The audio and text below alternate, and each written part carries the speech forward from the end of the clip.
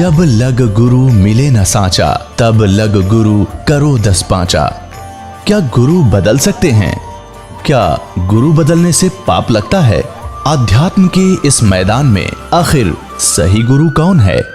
गीता जी में वर्णित तत्वदर्शी संत कौन है? इन सभी प्रश्नों के उत्तर जानने के लिए अवश्य सुनिए जगत गुरु तत्वदर्शी संत रामपाल जी महाराज के मंगल प्रवचन। दर्शकों, जब नशे जैसी सामाजिक बुराई किसी परिवार में प्रवेश करती है तो वह घर को नर्क में बदल देती है। यही हुआ दिल्ली की गीता भारद्वाज जी के साथ। इनके पति के नशे की लत ने इनके जीवन को संघर्ष और पीड़ा से भर दिया था। इनके जीवन में एक के बाद एक समस्याएं आती रहीं। माइग्रेन और बवासीर जैसी बीमारियों ने उन्हें 20 सालों तक दवाइयों के सहारे जीने पर मजबूर कर दिया। गीता जी ने हर तरह की पारंपरिक पूजा साधना की, परंतु इन तमाम कोशिशों के बावजूद न इन्हें शांति मिली और न इनके परिवार को सुख मिला। लेकिन फिर तत्वदर्शी संत रामपाल जी महाराज जी द्वारा लिखित आध्यात्मिक पुस्तक ज्ञान गंगा ने इनकी जिंदगी को एक नई दिशा दी। संत जी से जुड़ने के बाद इनकी हर समस्या का निवारण सहज में हो गया और नर्क भरी जिंदगी सुख में परिवर्तित हो गई।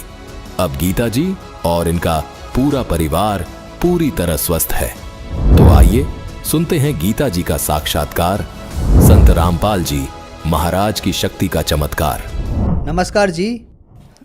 सत साहिब जी। क्या नाम है बहन जी आपका? गीता भारद्वाज है जी। बहन जी आप कहाँ से हैं? दिल्ली बरवाला से हूँ जी मैं। बहन जी संत रामपाल जी महाराज से नाम दीक्षा आपने कब ली? जी मैंने संत रामपाल जी महाराज से दीक्षा 2011 में ली जी। संत रामपाल जी महाराज से नाम दीक्षा लेने से पहले क्या आप कोई भक्ति साधना भी करती थी?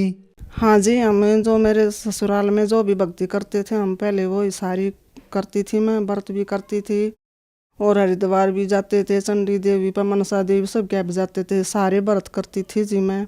और जी हमारे घर में एक नाग देवता की कढ़ाई होती थी जी। जैसे हम दीवार पर एक नाग का सांप का एक चित्र बना के ना फिर सारे परिवार के खाना बना के और हम उसके सामने रखते थे। फिर हम उसकी पूजा करके फिर हम बाद में उस प्रसाद को ग्रहण करते थे।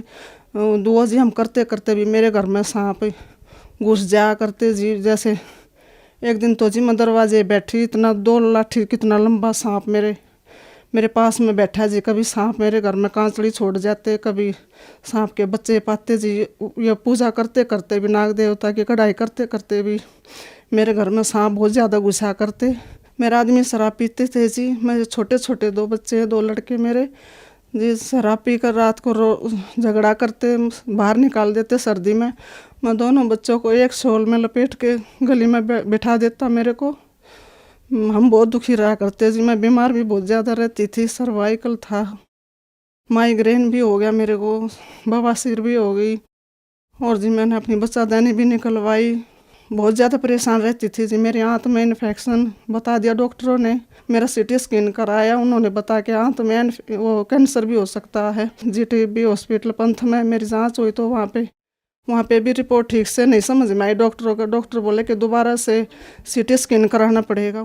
बहन जी आपने बताया कि आप जो भक्ति साधनाएं करती थी उनसे आपको कोई लाभ नहीं मिला। आपके पति बहुत ज़्यादा शराब पीते थे। आप इतनी परेशान रहती थी कि आप अपने बच्चों को लेकर बाहर गली में बैठ जाती थी। आपको माइग्रेन की समस्या हो गई, आपकी आंत में पानी भर गया। तो फिर संत रामपाल जी महाराज की जानकारी आपको कहाँ से मिली? तो जी मैं जी बहुत दुखी रहा करती। तो मेरे पड़ोस में एक कमलेश भगत नहीं है जी, तो उसने मेरे को बोला तू सारे का इतनी दवाई खा ली, इतने धक्के खा लिए, तो एक मेरे पास पुस्तक है ज्ञान गंगा, तू वो पढ़। तो मैंने ज्ञान गंगा पुस्तक पढ़ी जी। मैं उस किताब को पढ़ती थी और मैं रोती थी कि यो ज्ञान यो कहाँ था यो ज्ञान। इतनी दुखी थी कि मैं नू कहा करती भगवान तो मैं इतनी पूजा करूँ भगवान थारी कि मेरी किस्मत आपने कौन सी से आई, कौन सी कलम पे लिखी है जो मैं इतनी पूजा करते हुए मैं इतनी दुखी हूँ। मेरा दुख क्यों नहीं काटते, तुम किसे भगवान हो। तो फिर जी मैंने वो ज्ञान गंगा पुस्तक पढ़ी तो मैंने ऐसा ज्ञान कहीं नहीं पढ़ा, कहीं नहीं सुना। जब उसके बाद मैं नाम दीक्षा 2011 में मैं संत रामपाल जी महाराज से दीक्षा लेने गई। मैं उस दिन रात को बहुत आराम, बहुत शांति से नींद आई। मैंने आश्रम में ही मेरे को बहुत शांति महसूस हुई। उसके बाद मेरे दोनों बेटे भी जुड़ गए संत रामपाल जी महाराज से, उन्होंने भी नाम दीक्षा ले ली। बहन जी संत रामपाल जी महाराज से नाम दीक्षा लेने के बाद क्या आपको कोई लाभ भी प्राप्त हुए? हाँ जी, मेरे जो आंत में इन्फेक्शन था तो मैंने पंथ में टेस्ट करवाया, उन्होंने दोबारा मेरा सीटी स्कैन किया तो डॉक्टर ने बोले कि आप आंत में इन्फेक्शन था, कैंसर तक जो डॉक्टर बताए थे कि कैंसर का शक था कि कैंसर मिल सकता है। मैंने संत रामपाल जी महाराज से अरदास लगाई कि परमात्मा मेरे ऐसे ऐसे है, तो संत रामपाल जी महाराज ने कहा कि बेटी भगवान पे विश्वास रखो और जो गुरु मंत्र नाम मंत्र दिए हैं दीक्षा, तो जो भक्ति दी है वो भक्ति करते रहो। कि भक्ति करती रही तो मेरे जब डॉक्टरों ने दोबारा से सीटी स्कैन किया तो मेरी रिपोर्ट नॉर्मल आई और आज तक मैंने कोई दवाई नहीं खाई, मैं बिल्कुल ठीक हो गई ना। मैं जी 20 साल से मैं दवाई खा रही थी, अब मैं कोई दवाई नहीं खाती। तो जी मेरे को माइग्रेन की बीमारी थी, मैं अंबेडकर हॉस्पिटल में भी दिखाने की दवाई दी, वहाँ से बहुत ज़्यादा दवाई खाई। सब वो जो बोलते जी फिजियोथेरेपी वो भी बहुत इलाज करवाया जी। सेक्टर 7 गुरुद्वारे के पास में वहाँ भी बहुत इलाज करवाया, शिकायत करवाने जाती थी जी। और मेरी नसें भी ब्लॉक रहती थी सारी। संत रामपाल जी महाराज से दीक्षा जब से मैंने ली है, मैं जब से उनका नाम जाप किया है, भक्ति करने लगी हूँ, जब से मेरे सारे रोग सारे दुख कष्ट मेरे खत्म हो। जो बीमारियाँ जी मेरे 20 साल तक थी जी। जो मेरा छोटा लड़का होया ना जी, आज वो मेरा लड़का 23 साल का हो गया जी। जब से मेरा छोटा लड़का हो जी, मैं जब भी से बीमार चल रही थी। अब जब संत रामपाल जी महाराज से मैंने दीक्षा ली उसके बाद जी मेरी सारी बीमारी, माइग्रेन, सर्वाइकल, आंत का इन्फेक्शन और जी नसें ब्लॉक रहती थी जी, मेरी सारी बीमारी अब दूर होगी। संत रामपाल जी महाराज से दीक्षा लेने के बाद अब मैं बिल्कुल ठीक हूँ, मेरे मन को शांति है जी। और जी मेरे घर झील में गया हुआ था जी, इतना झील में था जी मेरा घर। आज संत रामपाल जी महाराज की दया से मेरा घर बन गया, सारे घर में टैल पत्थर बन गए जी। ना मेरे घर में जी इतना ही तो पानी ऊपर छत पर पड़ा करता, इतना ही नीचे तो बारिश में भरा करता जी। संत रामपाल जी महाराज की दया से मेरा घर अब बहुत अच्छा बन रहा है। भाई मेरा छोटा लड़का है तो उसको जी डेंगू हो गया था जी। तो डॉक्टरों से उसका टेस्ट कराया तो उसके 43 प्लेट रह गई थी। कि डॉक्टर ने कहा था कि इसका तो सारा खून बदलवाना पड़ेगा, दोबारा से खून चेंज करना पड़ेगा। तो जी मैं तो गुरुजी नाम दीक्षा ले रखी थी, मैं गुरुजी से अरदास करती। मैंने संत रामपाल जी महाराज से मैंने प्रार्थना करवाई कि गुरुजी अगर तू सच्चा भगवान है ना तो मेरे बेटे को जिंदा कर दे, मेरे बेटे ने बचा ले तू। तो जी 2 ही दिन के बाद संत रामपाल जी महाराज ने मेरे को बताया कि बेटी भक्ति करती रह, भगवान पर विश्वास रख, मंत्र जपते रहो, मंत्र मत छोड़ना।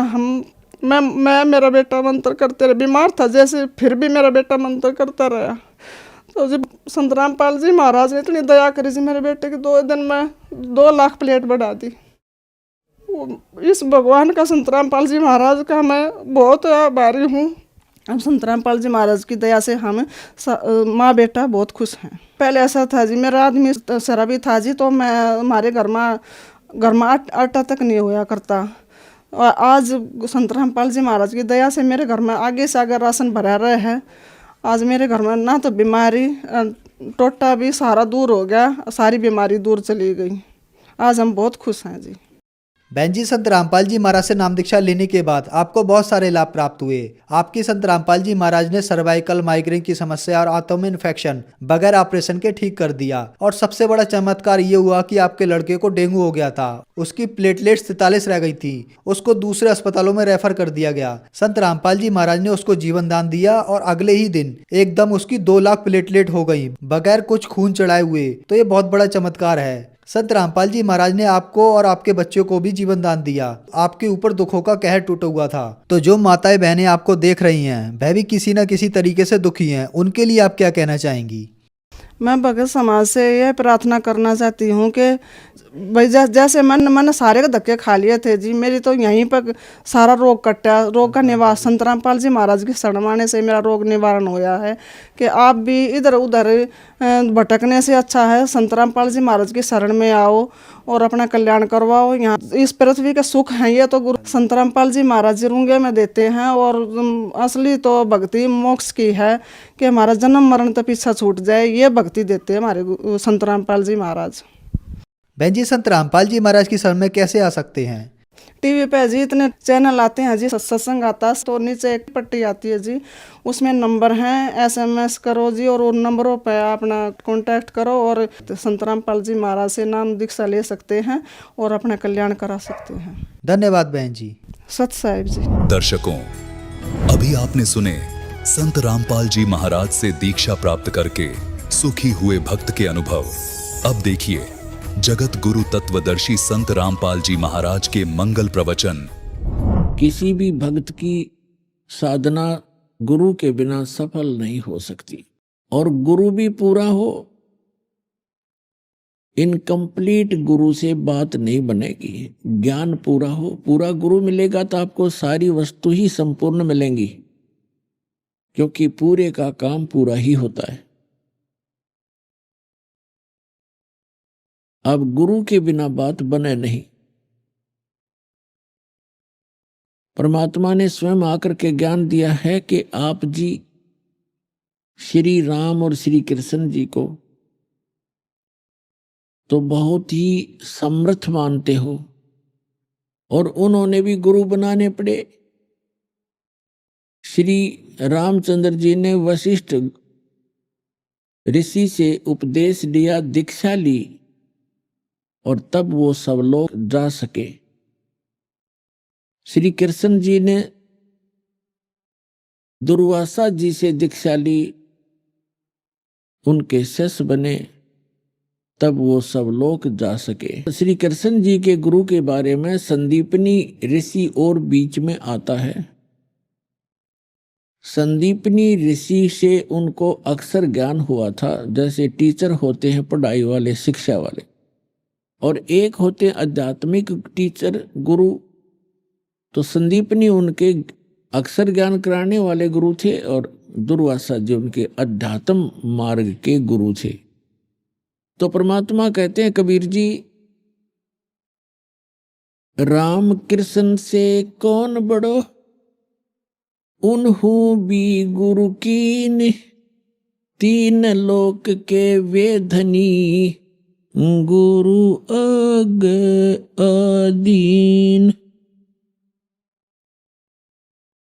कि श्री राम और कृष्ण जी ने भी गुरु बनाने पड़े, तो आप बगैर गुरु की साधना कर रहे हो, तो समझदार को इतना ही संकेत बहुत है। फिर बात रही पूरे गुरु की, तो पूरे गुरु की पहचान क्या है? परमेश्वर ने स्वयं ये ज्ञान बताया है, उसकी पहचान बताई है, हमारे सदग्रंथों के अंदर भी वो प्रमाणित है। सतगुरु के लक्षण कहूं, मधुरे बचन विनोद, चार वेद सठ शास्त्र वो कहे 18 बोध।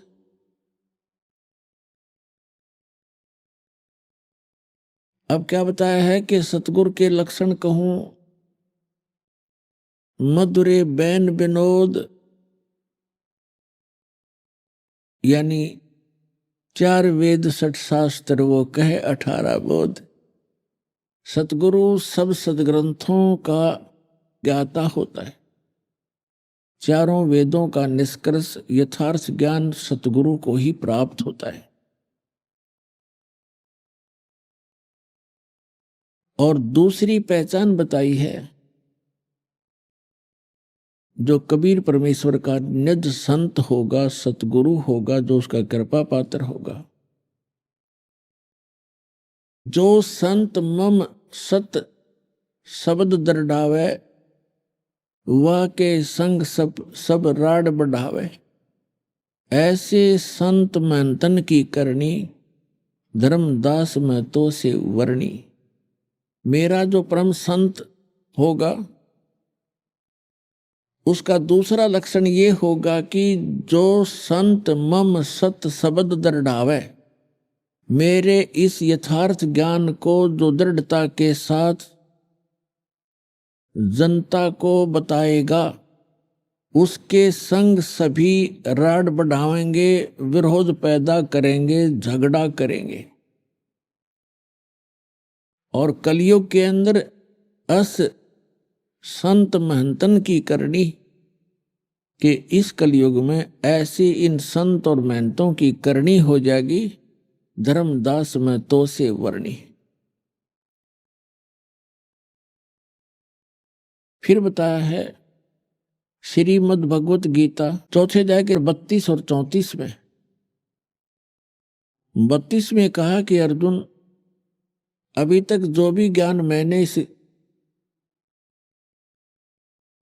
आपको चौथे अध्याय में दिया है, 25 से लेकर 31 तक श्लोकों में, तो कोई कैसी साधना करता है, कोई देवताओं की पूजा करता है, कोई स्वाध्याय करता है, गीता जी का पाठ कर लिया, वेदों का पाठ कर लिया, इस तरह की। कोई केवल योग अभ्यास ही करता है, योगासन। कोई श्वास उश्वास की क्रिया को देखता रहता है, आती जाती को।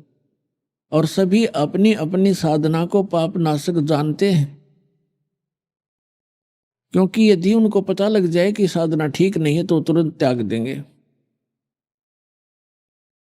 चौथे अध्याय के 32वें श्लोक में कहा है कि वास्तविक जो जानकारी है, विस्तार के साथ इन यज्ञों की जानकारी, यज्ञ माने धार्मिक अनुष्ठानों की जानकारी सच्चिदानंद घन ब्रह्म की वाणी में वर्णित है, विस्तार के साथ कही है। यहां अनुवादकर्ताओं ने गीता अध्याय 4 के श्लोक 32 में अनुवादकर्ताओं ने गलत अनुवाद कर दिया, क्योंकि उनको तत्व ज्ञान नहीं था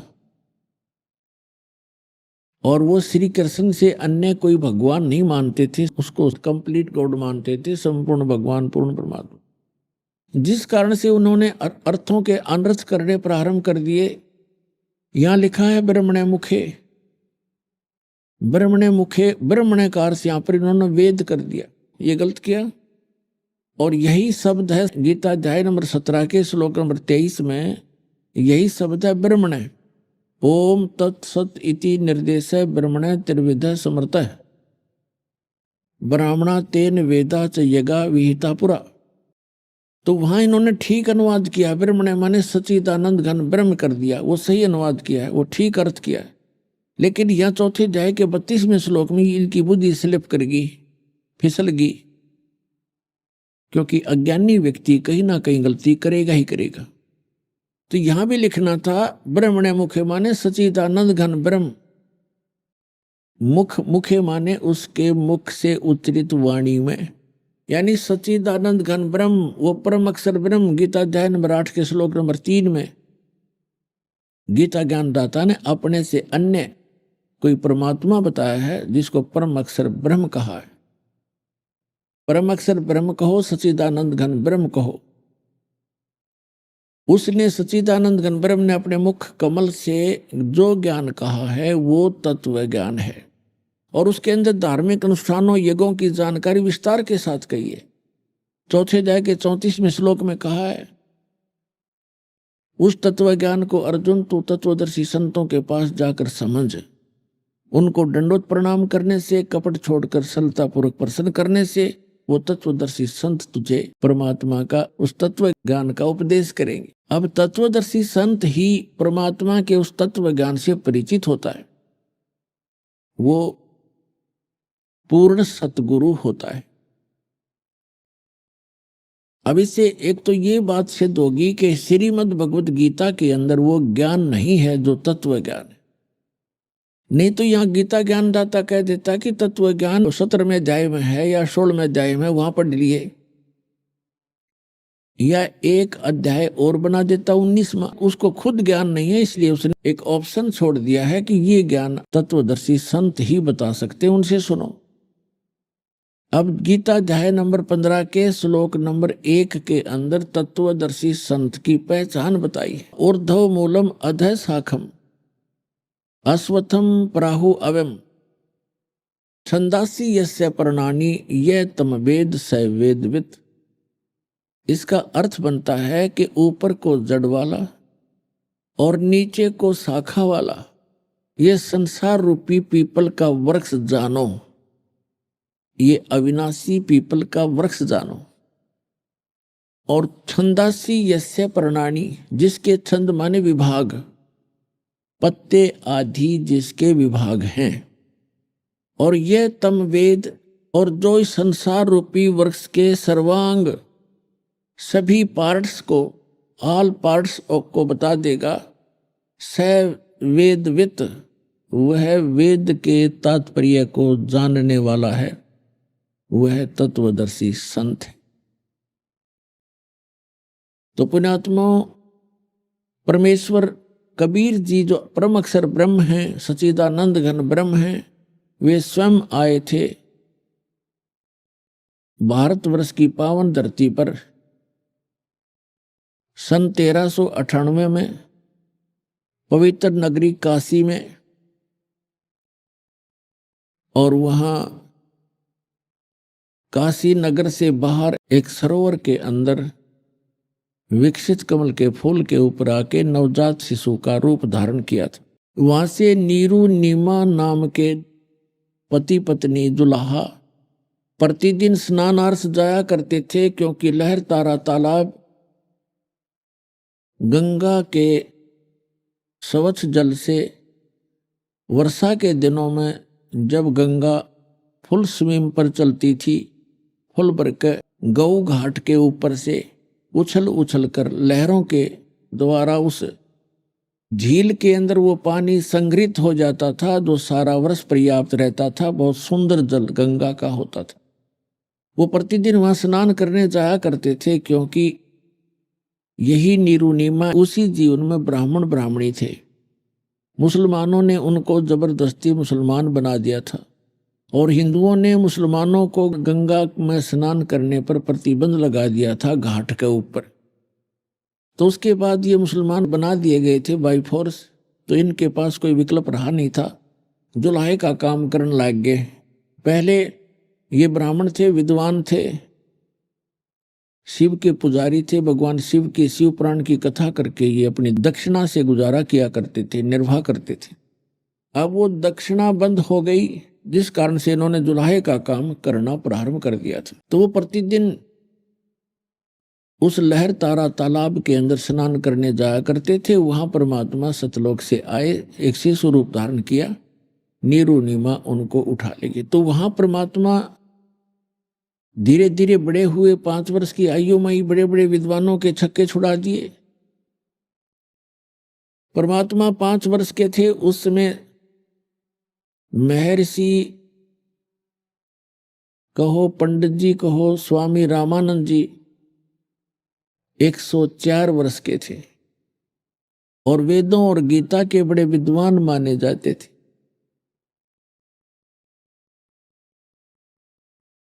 ये लंबा प्रकरण है, लेकिन अब थोड़ा शॉर्ट करके बताऊंगा।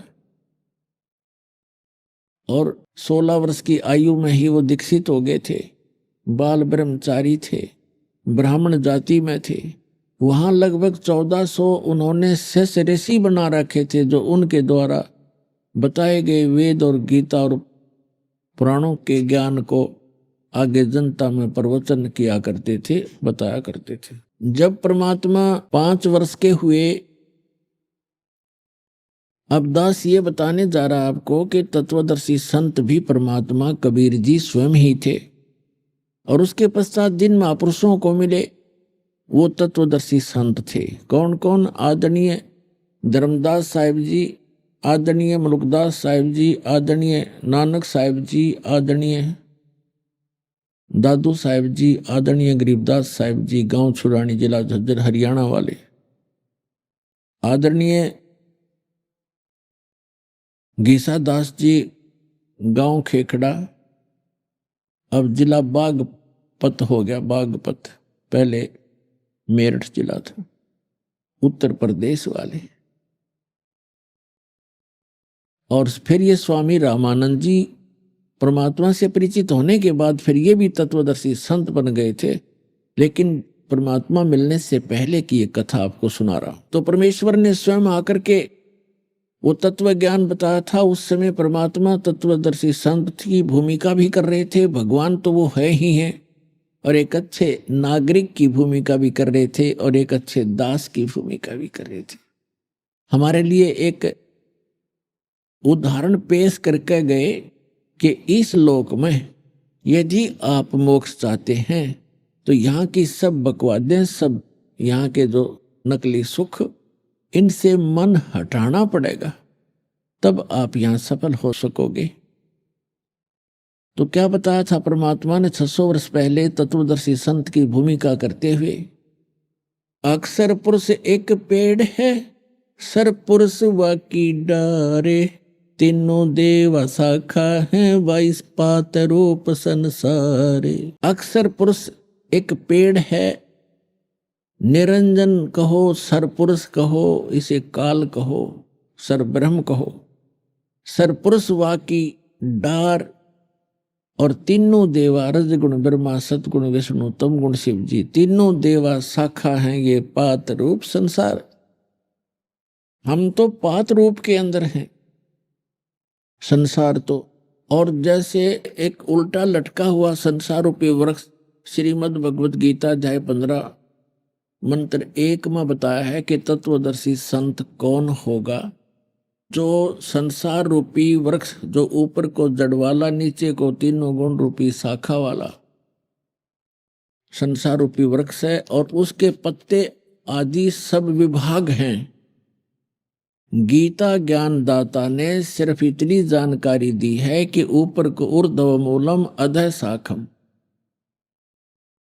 अश्वत्थम पराहु अव्यम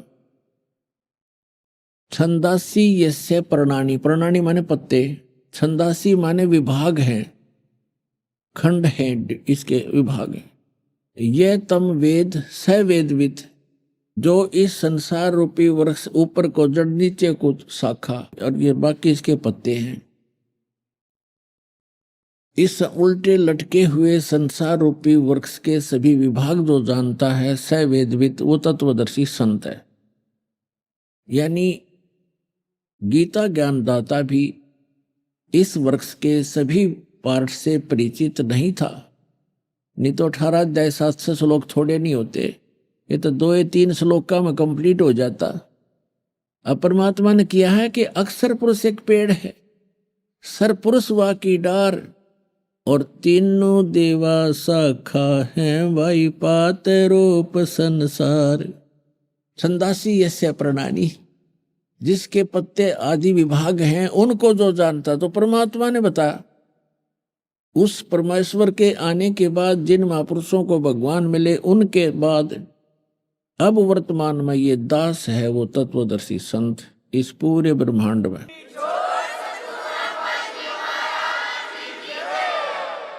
पुण्यात्माओं, अपनी आप महिमा करना अच्छा सा नहीं लगता, लेकिन मेरी मजबूरी बन गई, क्योंकि हमारे भगवान ने भी अपनी जानकारी आप पर बताई थी। हम ही अलख अला हैं, कुतुब गोस और पीर, गरीबदास खालिक धनी, हमरा नाम कबीर। ए स्वामी सृष्टा में, सृष्टा माने सारी सृष्टि का रचने वाला, ए स्वामी सृष्टा में सृष्टि हमारा तीर, और दास गरीब, गरीबदास जी बता रहे हैं भगवान की महिमा। जैसे तुलसीदास जी ने श्री रामचंद्र जी की रामायण लाखों वर्ष पहले की घटना जो कि तो अपनी सिंपल भाषा में चित्रार्थ कर दी थी, ऐसे ही परमेश्वर से परिचित होने के बाद आदरणीय गरीबदास साहिब जी ने परमात्मा की महिमा अपनी अमरवाणी में आंखों देखा भगवान को, और सारे ब्रह्मांडों को, सारे लोकों को चित्रार्थ की। तो यहाँ गरीबदास जी का नाम इसलिए आता है, गरीबदास जी बता रहे हैं भगवान ने ऐसे कहा, ए स्वामी सृष्टा में, रामानंद जी से कहा था, ए स्वामी सृष्टा में, और सृष्टि हमारे तीर, ये सारा संसार, सारी सृष्टि, असंख्य ब्रह्मांड, ये मेरे तीर, मेरे आधार हैं, और दास गरीब अधर बसूं। परमात्मा कबीर जी कहते मैं ऊपर रहता हूं, अवगत सत्य कबीर, अवगत माने प्रोक्ष, जिसको कोई नहीं जान सका उसकी रजा के बिना। दास गरीब अधर बसूं, मैं ऊपर रहता हूं, सतलोक में निवास है मेरा। और अविगत सत कबीर, सत कबीर माने अविनाशी कबीर। अब यहां आपको वो चित्र दिखाता हूं जो परमात्मा ने 2 पंक्तियों में, एक श्लोक में सारा ही कह दिया। अक्षर पुरुष एक पेड़ है, सरपुरुष वा की डार, और तीनों देवा शाखा है ये पात रूप संसार। देखिएगा, ये है गीता ज्ञान दाता ने सिर्फ इतना कहा है इस संसार रूपी वृक्ष के बारे में कि ऊपर को जड़ और नीचे को शाखा वाला ये संसार रूपी वृक्ष है, पीपल का वृक्ष समझो। और छंदासी यस्य प्रणानी, प्रणानी माने पत्ते, छंदासी यस्य प्रणानी, जिसके छंद जो हैं ये पत्ते हैं, ये भाग विभाग है। छंदासी यस्य प्रणानी यानी इसके छंदों का जो भाग बता देगा, विभाग बताएगा। छंद पत्ते आदि इसके विभाग हैं। और ये तम वेद से वेदवित, परमात्मा ने केवल इतना बताया है जैसे जमीन से बाहर जितना पोर्शन पेड़ का होता है उसको पेड़ कहते हैं और तने पर आधारित होता है। तो परमेश्वर ने कहा कि अक्षर पुरुष एक पेड़ है, ये तना तो अक्षर पुरुष समझो, और सरपुरुष वाकी डार, ये मोटी डार निकला उसमें से एक, और तीनों देवा शाखा हैं ये पात रूप संसार। तीनों देवा शाखा हैं, रजगुण ब्रह्मा जी, सतगुण विष्णु जी, तमगुण शिव जी, ये शाखा है। और हम यहाँ पात रूप संसार, हम यहाँ पात रूप में हैं। अब ये बताया परमेश्वर ने कि अक्षर पुरुष एक पेड़ है, सरपुरुष वा की डार, और तीनों देवा शाखा हैं ये पात रूप संसार। परमात्मा ने अपने द्वारा रची हुई सृष्टि को कंप्लीट बताया है, लेकिन इन्होंने ये जड़ छोड़ दिया। मूल कौन है ये दास भेजा मूल बताने के लिए, या वो महापुरुष भेजे, लेकिन उनको मना कर दिया था कि अभी ये तत्व ज्ञान सार्वजनिक नहीं करना है। धर्मदास मेरी लाख दुहाई, ये मूल ज्ञान कहीं बार न जाई। मूल ज्ञान बाहर जो पढ़ी, बिचली पीढ़ी हंसनी तरही। और मूल ज्ञान ये तत्व ज्ञान और सार शब्द तब तक छुपाई जब तक 12 पंथ ना मिट जाई। तो ये अभी तक छुपा के रखना था। ये 12 पंथ, 12वां पंथ गरीबदास पंथ है। इसके अंदर ही परमात्मा ने कहा था कि 12वें पंथ में हम ही आएंगे, जो 12वां पंथ चल चुका होगा।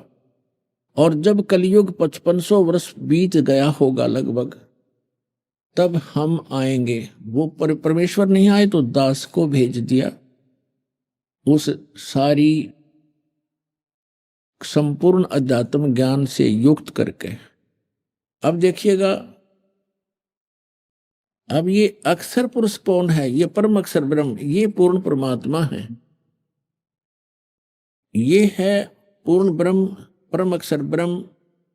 पूर्ण ब्रह्म कहो, परमेश्वर कहो, परम अक्षर ब्रह्म कहो। ये तो संसार रूपी वृक्ष की मूल है, जड़ है, जिससे सभी को आहार मिलता है, जो सबका पालन पोषण करने वाला है, धारण पोषण करने वाला है, और जिसने सभी ब्रह्मांडों की रचना की है, जिससे सबकी उत्पत्ति हुई है।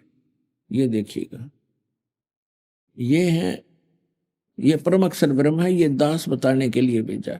परमात्मा ने कहा था कबीर अक्षर पुरुष एक पेड़ है और निरंजन वा की डार, इसको सरपुरुष कहो चाहे निरंजन कहो, और तीनों देवा शाखा हैं ये पात रूप संसार। अब आप कंप्लीट देखिएगा, ये संसार रूपी पीपल का वृक्ष, ये संपूर्ण एक संसार रूपी वृक्ष को देखें। ये है कंप्लीट संसार रूपी वृक्ष। गीता ज्ञानदाता ने कहा कि ऊर्ध्व मूलम अधः शाखम, ऊपर को जल जड़ और नीचे को शाखा वाला ये संसार रूपी पीपल का वृक्ष अविनाशी कहा है। छंदासी यस्य प्रणानी, बस ये इसके पत्ते आदि उसके भेद हैं। ऊपर को जड़ और ये शाखा और ये पत्ते इसके विभाग हैं, और जो इनको जानता है वह तत्वदर्शी संत है। तो परमात्मा स्वयं ही तत्वदर्शी संत बनकर आए थे, और उन्होंने ये ज्ञान परमात्मा ने स्वयं बताया था। अपने द्वारा रची हुई सृष्टि को उन्होंने ही बताया था।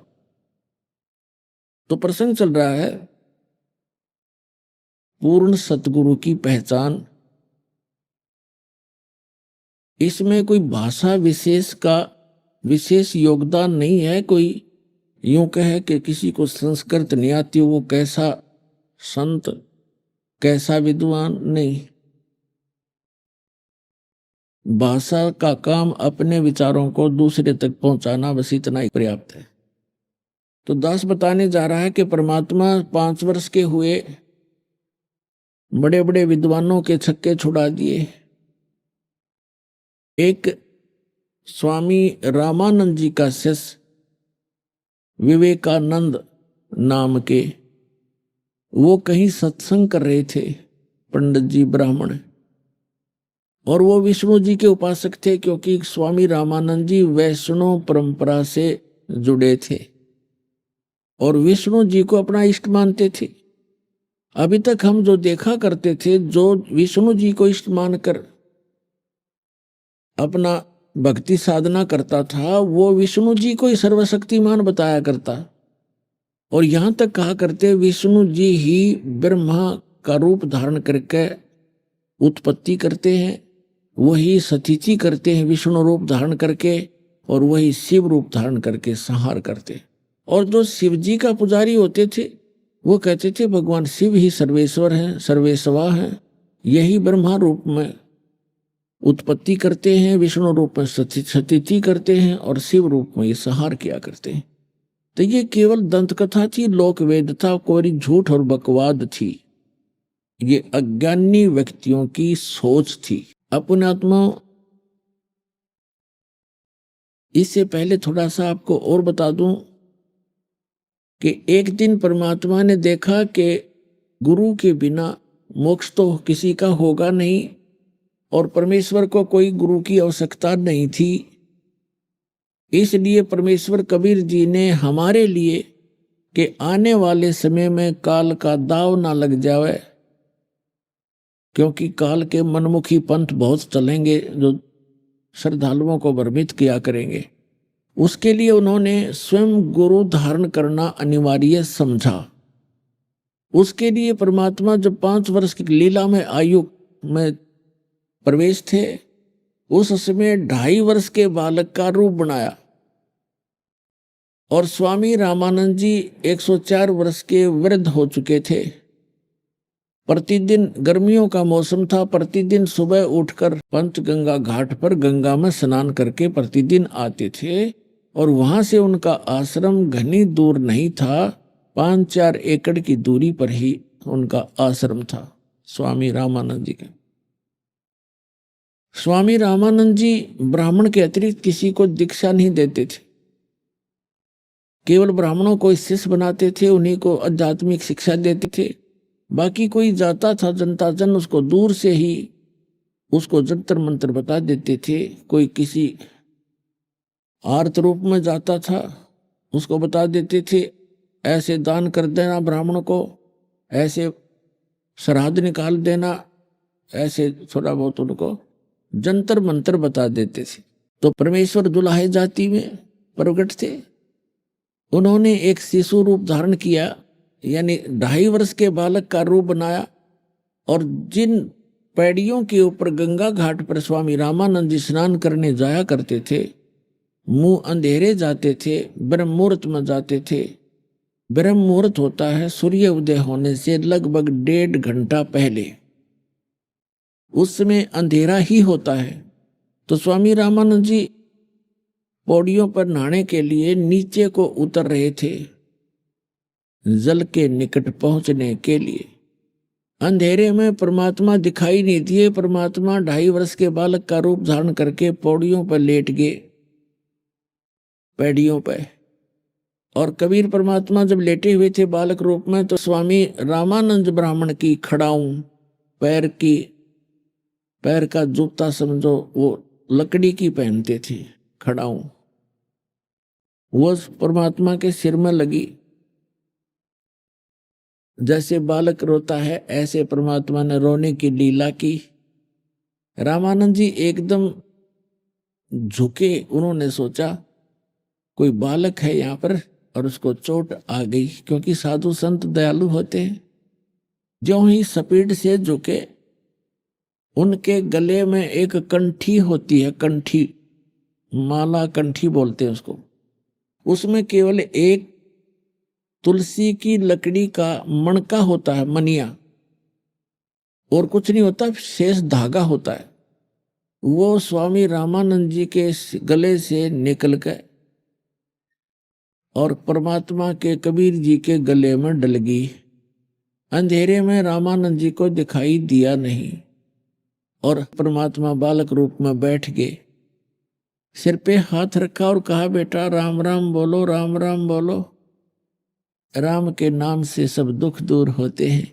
मेरे से धोखा हो गया बेटा, मुझे दिखाई नहीं दिया, आपको चोट आई होगी, बैठ जा, रोवा मत, थोड़ा सा चानना हो जाएगा, रोशनी हो जाएगी, तब तुझे तेरे घर भिजवा दूंगा। तो नींद में गलती से अंधेरे में यहां आ गया। अब स्वामी जी उनको चुप करा के स्नान करने के लिए और नीचे पौड़ियों पर चले गए। परमात्मा अंतर ध्यान हुए। अपने माता पिता, जो मुंह बोले माता पिता थे, परमात्मा के कोई माता पिता नहीं थे। नीरू नीमा जो उनको कमल के फूल से उठाकर ले गए थे लहर तारा सरोवर से, वो उनके माता पिता कहलाए। वहां झोपड़ी में जाकर विराजमान हो गए। कुछ दिनों के बाद परमात्मा ने, कबीर परमेश्वर जी ने क्या किया, उस विवेकानंद जी को, जो स्वामी रामानंद जी के प्रसिद्ध शिष्य थे, वक्ता थे, श्री विष्णु जी के वो पुजारी थे, और विष्णु जी कोई सर्वेश्वर अविनाशी सब कुछ बताया करते थे। उनके सब स्थान और अक्षेत्र बांट रखे थे स्वामी रामानंद जी ने, क्योंकि इन्होंने तो रोजी रोटी ही उद्देश्य रखा हुआ था। उनके अक्षेत्र बांट दिए थे। विवेकानंद इस कॉलोनी में, दूसरा दूसरी कॉलोनी में, तीसरा तीसरी कॉलोनी में, चौथा चौथी कॉलोनी में।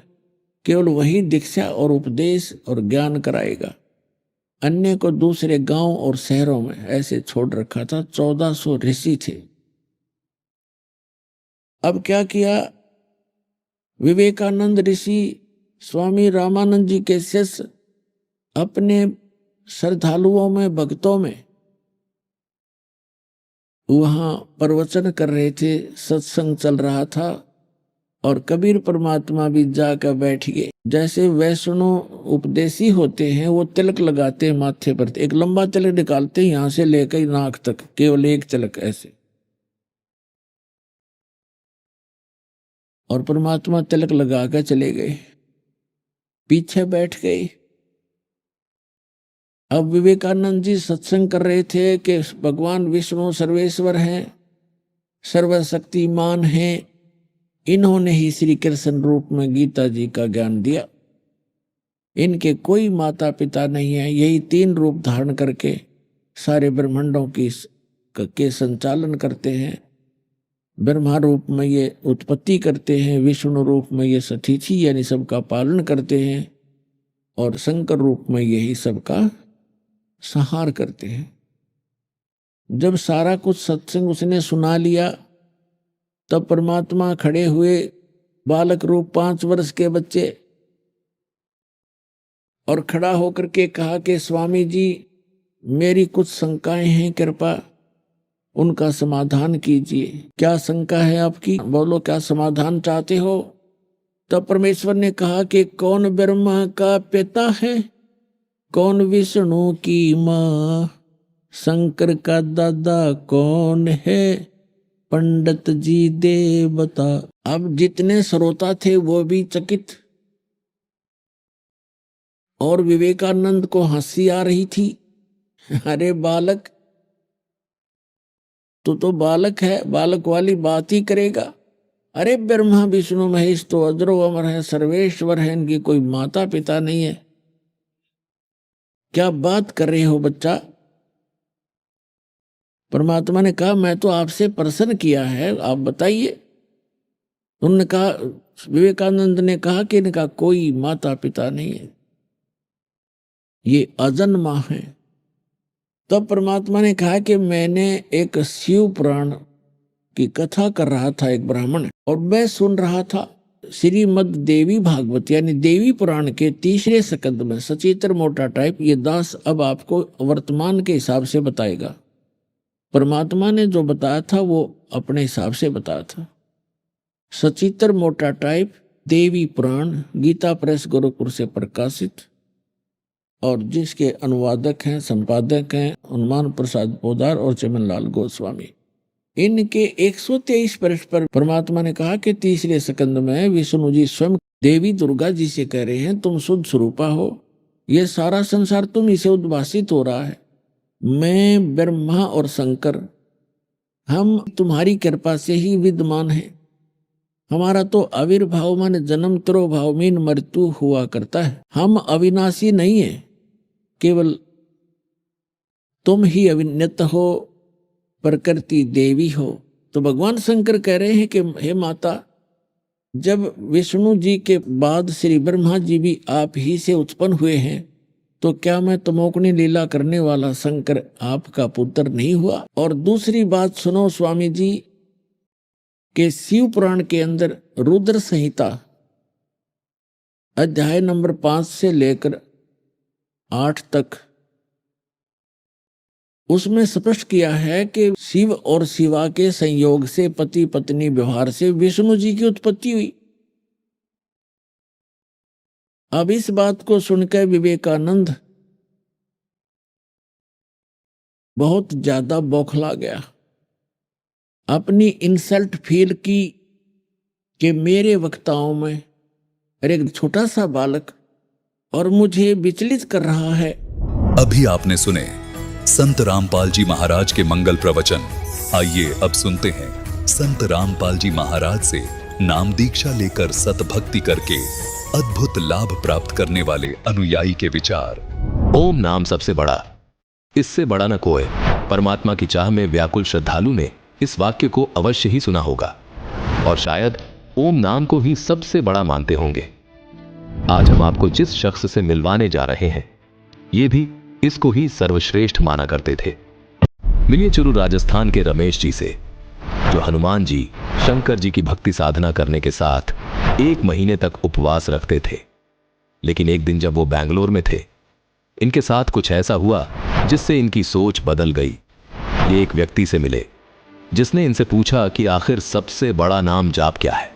तो रमेश जी जितना जानते थे उसी अनुसार बताया कि ओम नाम सबसे बड़ा, इससे बड़ा न कोई।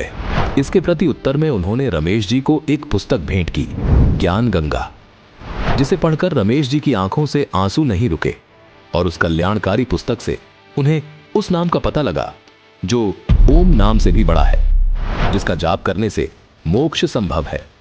दर्शकों, आपको बता दें कि उस पुस्तक के लेखक तत्वदर्शी संत रामपाल जी महाराज जी हैं, जिनके आश्रम में साक्षात स्वर्ग जैसा माहौल देखकर रमेश जी की आत्मा गदगद हो गई और संत जी के शुभ आशीर्वाद से जीवन में कई चमत्कारिक लाभ भी हुए।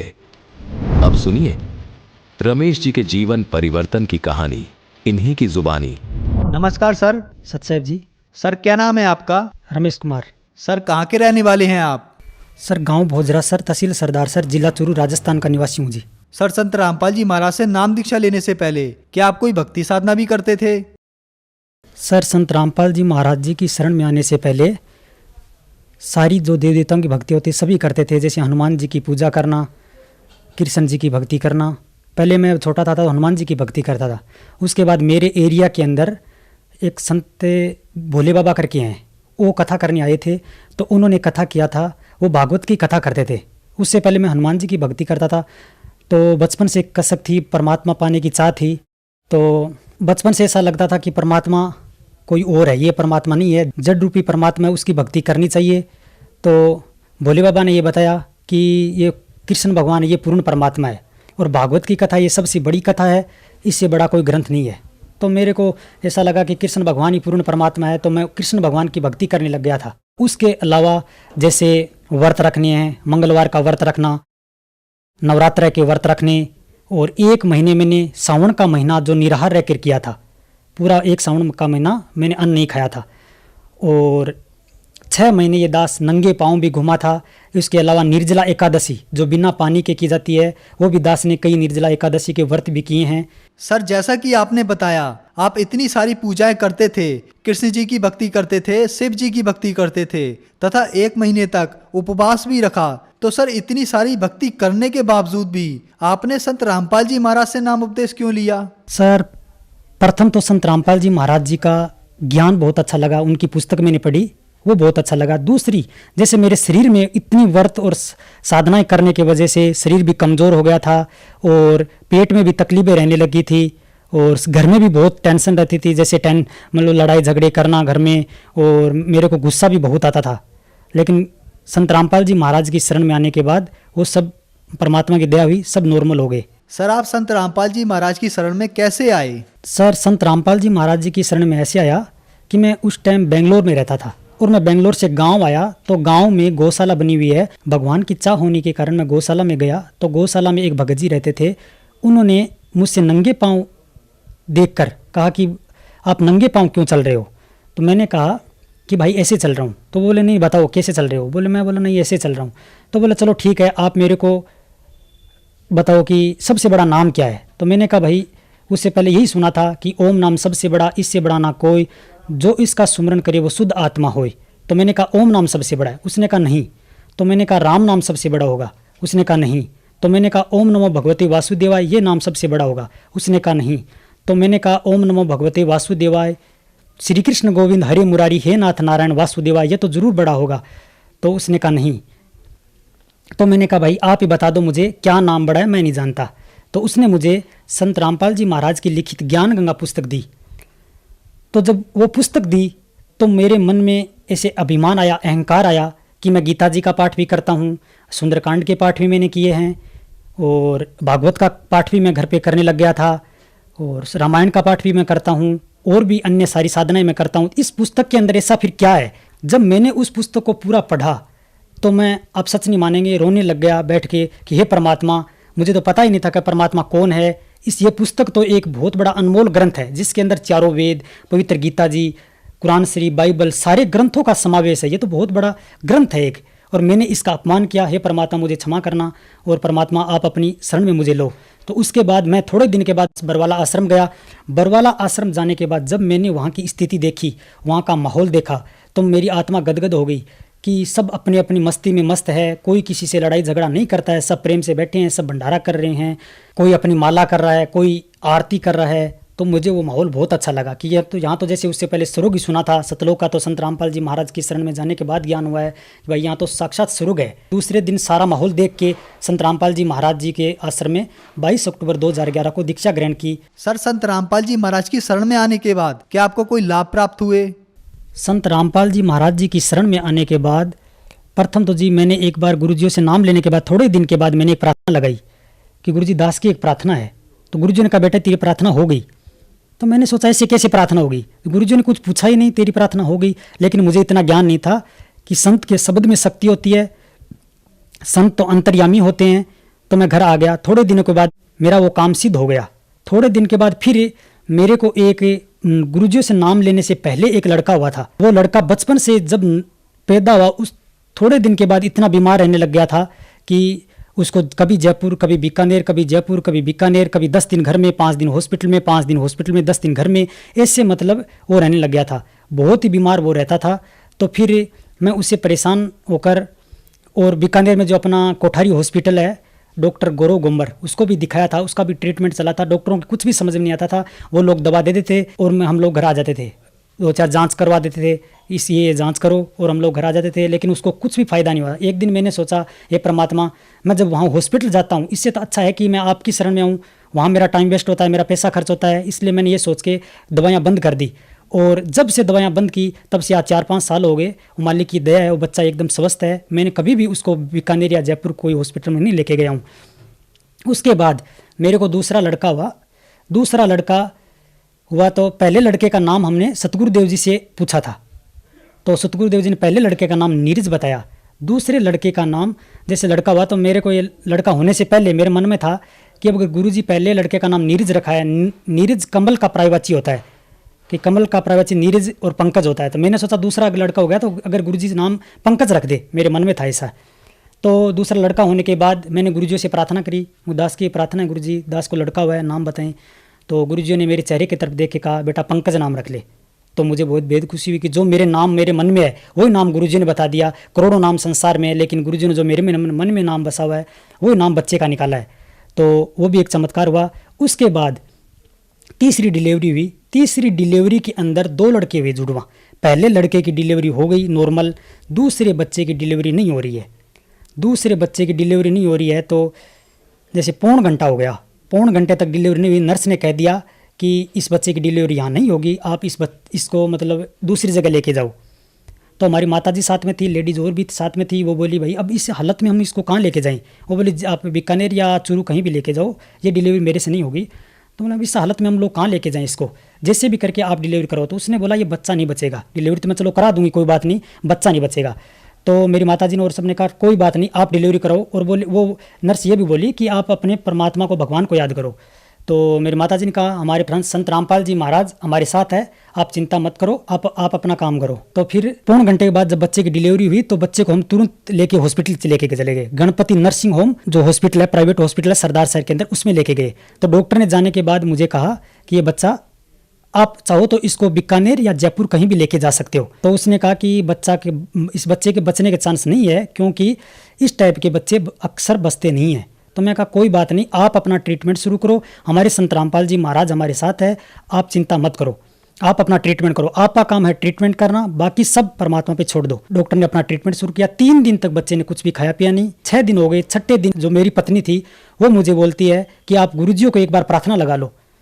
तो मैं उसको बोला वो भक्ति नहीं करती है, नाम ले रखा है पर भक्ति नहीं करती है, मर्यादा नहीं रखती है। तो मैंने उसको कहा कि आप भक्ति नहीं करती हो, मर्यादा नहीं रखती हो, दुख आते हैं तो आपको परमात्मा याद आते हैं और सुख में आप परमात्मा को भूल जाते हो, तो मैं प्रार्थना नहीं लगाऊंगा। मैं ऐसे करके जहाँ वो एडमिट थी उस कमरे से बाहर निकल गया।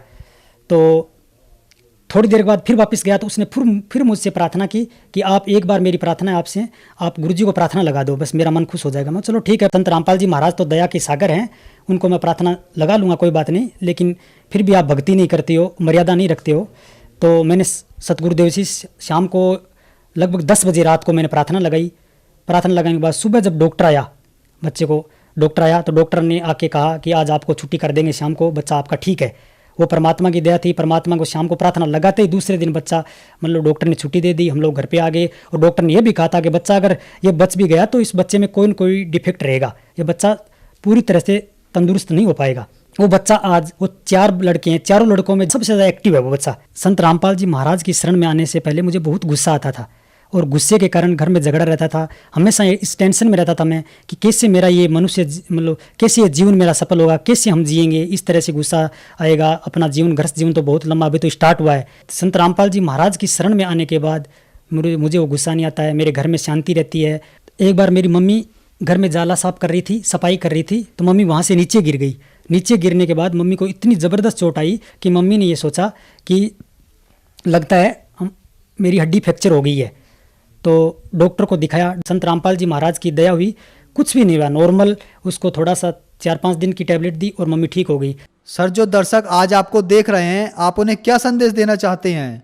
जो दर्शक देख रहे हैं उनसे मेरी यही प्रार्थना है, रिक्वेस्ट है कि आप संत रामपाल जी महाराज जी का सत्संग प्रतिदिन जो विभिन्न टीवी चैनलों के ऊपर चलता है सुने और उनकी लिखित पुस्तकों को पढ़ें, पढ़कर उनके दिए हुए आध्यात्मिक ज्ञान को समझें। संत रामपाल जी महाराज शास्त्रों के अनुसार भक्ति बता रहे हैं और उनके दी हुई भक्ति आप करें, उसी से मोक्ष संभव है। जैसे आपके घर में भी किसी भी तरह की बाधाएं हैं, शरीर में जैसे कोई रोग है, वो भी परमात्मा की दया से संत रामपाल जी महाराज की दी हुई भक्ति से वो भी ठीक होते हैं और घर की भी कलह समाप्त होती है। सर, जो संत रामपाल जी महाराज से नाम दीक्षा लेना चाहते हैं, वो संत रामपाल जी महाराज से कैसे नाम दीक्षा ले सकते हैं? सर, संत रामपाल जी महाराज के विभिन्न टीवी चैनलों के ऊपर सत्संग आते हैं, उस सत्संग को आप सुने। सत्संग के अंदर नीचे पट्टी चलती है, पट्टी के ऊपर नंबर आते हैं, नंबरों पे कॉल करने के बाद आपके नज़दीकी नामदान केंद्र के नंबर दे दिए जाएंगे, वहां पर जाकर आप नाम दीक्षा ले सकते हैं और अपना कल्याण करवा सकते हैं। धन्यवाद सर। सत साहिब जी।